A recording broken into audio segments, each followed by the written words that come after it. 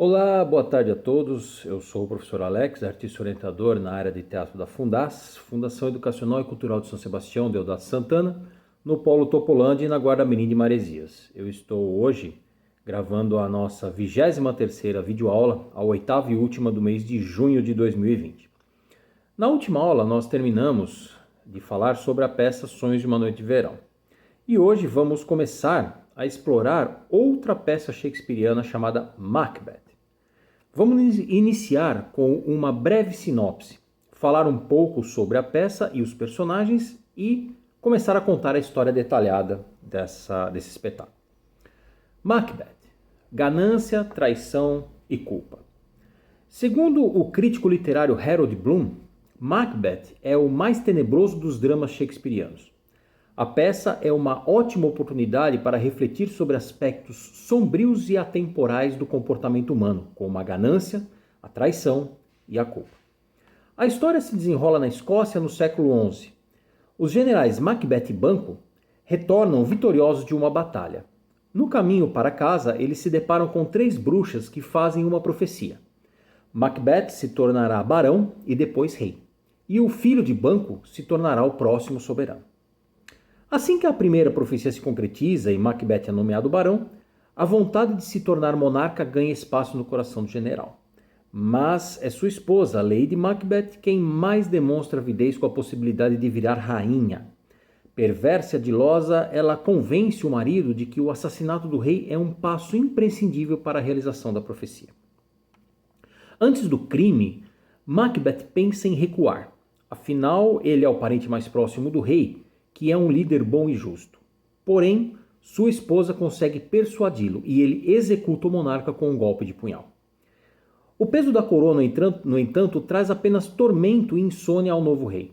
Sofrendo de dores terríveis na consciência, ele é incapaz de usufruir o que almejou. Ao mesmo tempo, teme a perda do poder recém-conquistado. No decorrer da trama, Macbeth vai se tornando cada vez mais insensível, sujando cada vez mais as suas mãos de sangue. Por outro lado, Lady Macbeth, tomada pela culpa, passa a ter alucinações perturbadoras.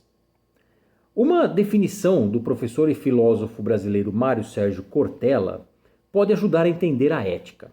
Cortella diz que a ética é o conjunto de valores e princípios que usamos para responder 3 questões na nossa vida. Eu quero, eu posso, eu devo. Nem tudo que eu quero eu posso. Nem tudo que eu posso, eu devo. E nem tudo que eu devo, eu quero.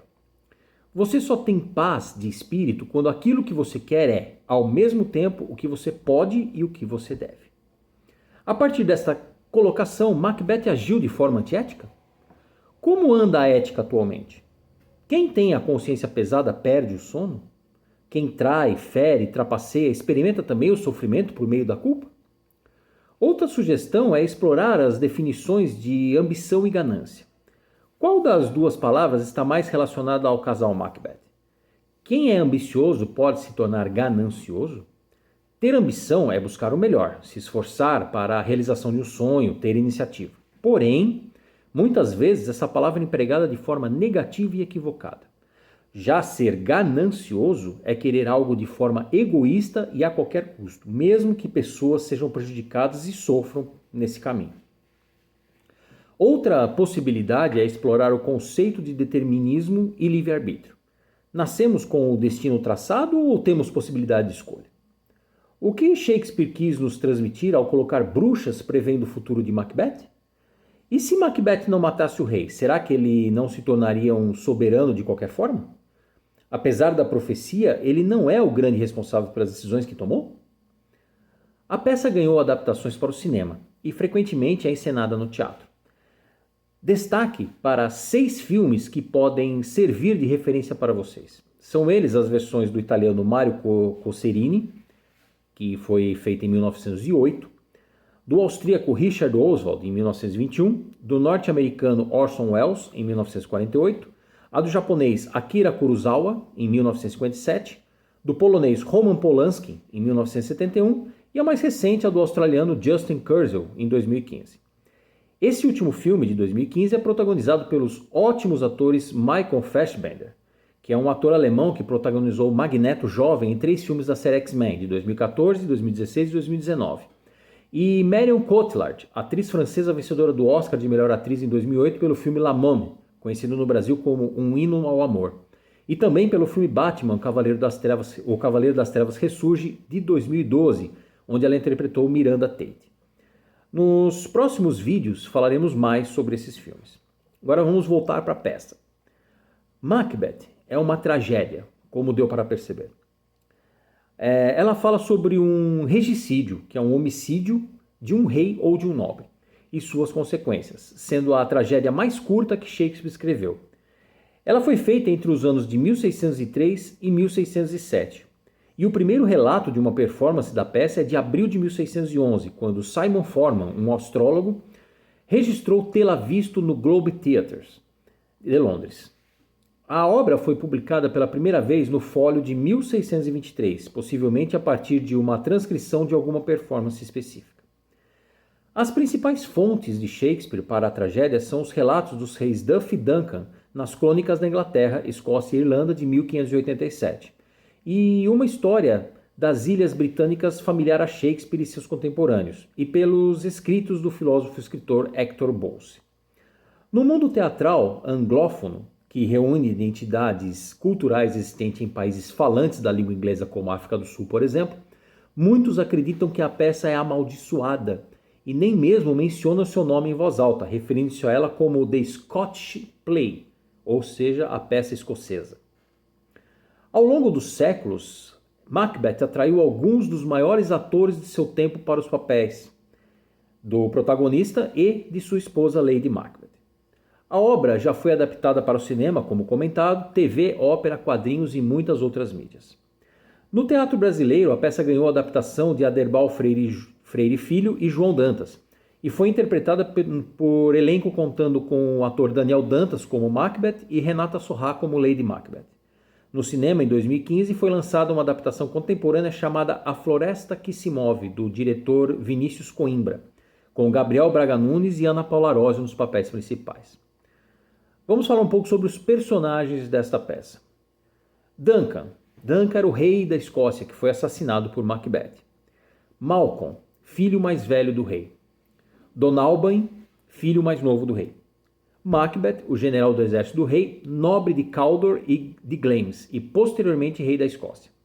Lady Macbeth, esposa de Macbeth e posteriormente rainha da Escócia. Banquo, que é o amigo de Macbeth e general do exército do rei. Fleance, filho único de Banquo, que depois viria a se tornar o monarca. Macduff, nobre de Fife, que é um estado escocês. Lady Macduff, esposa de Macduff. E Macduff II, filho de Macduff. Temos 5 lordes escoceses, chamados Ross, Lennox, Angus, Menteith e Caithness. Temos o personagem Seward, que é um governador de Northumberland, um condado situado ao norte da Inglaterra e general das tropas inglesas.